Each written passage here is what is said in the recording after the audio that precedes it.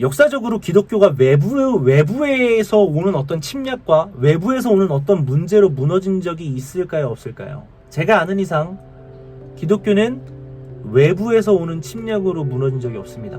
지금처럼 비대면 예배 드릴 수 있습니다. 초대교회처럼 카타콤으로 지하교회로 들어갈 수 있습니다. 지금 북한에 있는 성도들처럼 지하교회로 들어갈 수 있습니다. 그런데 하나님의 나라가 무너진 적은 없습니다. 교회의 그 본질이 무너진 적은 없습니다. 전쟁이 와도 기독교는 무너지지 않았습니다. 대량학살에도 기독교는 무너지지 않았습니다. 공산주의의 이념으로 인한 핍박에도 기독교는 무너지지 않았습니다. 궁핍과 빈곤에도 기독교는 무너지지 않았습니다. 그런 어려운 상황이 찾아오잖아요. 그러면은요, 이 기독교가 참 우리 민족과 닮았다는 생각이 드는 게, 그런 상황이 찾아오면 오히려 더 뜨거워지고요, 오히려 더 똘똘 뭉쳐 그 진리를 지켜냅니다. 외부에서 오는 어떤 압박이 더 커지면 커질수록 기독교의 진리는 더욱더 확실해지는 것을 우리는 역사적으로 보았습니다.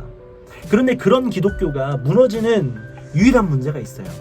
역사적으로 보면요, 그게 다 어디서 시작된 문제냐면 외부가 아니라 내부에서 시작된 문제입니다.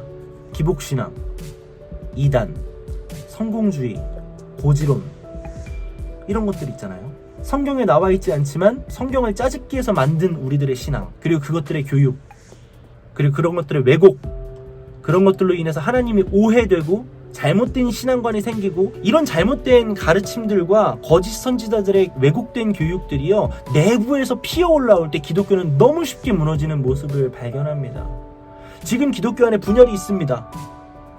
뭐 비대면 예배가 뭐 어떤 거고, 뭐 이제 한 주간 SNS 올라오는 모든 내용들을 보잖아요. 거기에 있는 그 분열의 시초는요, 잘못된 가르침입니다. 복음을 오해하고 하나님을 오해하는 것, 내부에서 시작된 문제라는 거예요. 하나님이 없다, 하나님 믿으면 죽여버리겠다 하는 어떤 핍박에서 기독교가 흔들린 게 아닙니다. 하나님을 오해하고 제대로 알지 못해 죄악된 길에 들어섰을 때 기독교가 무너졌다는 거예요. 이는 가만히 들어온 사람이 몇이 있습니다. 가만히 들어온 사람, 이 가만히 들어온 사람이요, 이 가만히 들어왔다는 것이 거짓 선지자들이거든요. 자, 이런 잘못된 교육들이요, 이런 잘못된 복음들이, 이런 왜곡된 진리들이요, 어떻게 들어오냐면 막 소란스럽게 들어오는 게 아닙니다. 가만히 들어옵니다. 은근슬쩍 들어옵니다. 여러분, 코로나가 무서운 이유가 저는 무증상으로 시작하기 때문에 무서운 것 같아요. 증상이 없이 시작하잖아요. 엄청난 전염성을 가지고 있음에도, 엄청나게 위험성을 가지고 있음에도 불구하고 증상이 없이 시작되기 때문에 사람들이 당장 중요한 일이라고 느끼지 못합니다. 암 중에서도 무서운 암이 간암이라고 저는 알고 있습니다.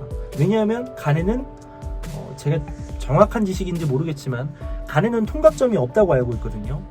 그래서 간암이 시작된 것을 뭔가 몸이 많이 안 좋아서 병원에 가면은 이미 너무 많이 진행이 된 상태, 그렇기 때문에 간암이 무섭다고 합니다. 증상이 없기 때문에 무서운 거거든요, 이것이.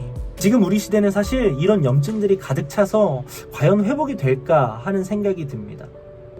그럼에도 우리가 외치고 고백해야 될 것이 있는데, 그것이 바로 하나님이 살아계시다는 것이고 하나님이 우리를 포기하지 않으신다는 것입니다.